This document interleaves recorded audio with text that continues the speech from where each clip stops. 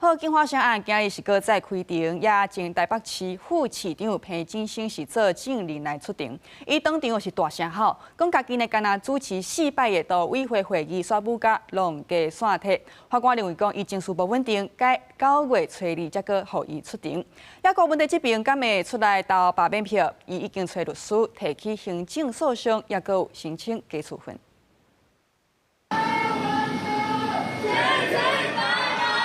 台北地方法院24搁再开庭审理交发生案，提审前台北市长郭文德甲国民党议员杨巧薇，也拿前台北市副市长彭金星是伫牵手过身了后，头一届以证人的身份出庭。不能会改变你的自己吗？彭金星无讲话，今日去法院，毋过开庭了后，伊搁再当场哭出来，表示家己敢若主持4届都委会会议，即马煞是甲破人亡。法官看到彭金星的情绪真激动，一时间是休庭10分钟。虽然彭金星表达已经到庭会尽力作证，但是法官认为伊的情绪明显还未恢复，听书会出问题，最后决定改做9月初2出庭。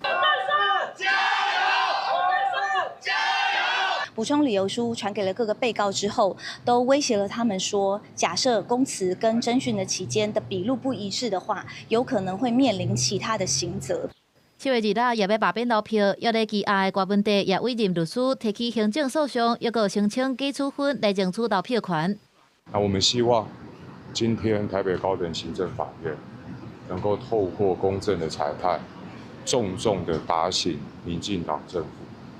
人民的公民权不是可以这样被他们肆意剥夺。台北高等行政法院24透早开庭，郭文德律师萧奕宏表示，考虑选务机关甲介护机关的能力，希望当用亲像通信投票的方式，投票了后密封交予看守所的人员，再搁转交予台北市选委会。不过选委会甲北所拢指出，这款方式应该有法律的授权，建议法院驳回这案。公司新闻采访报道。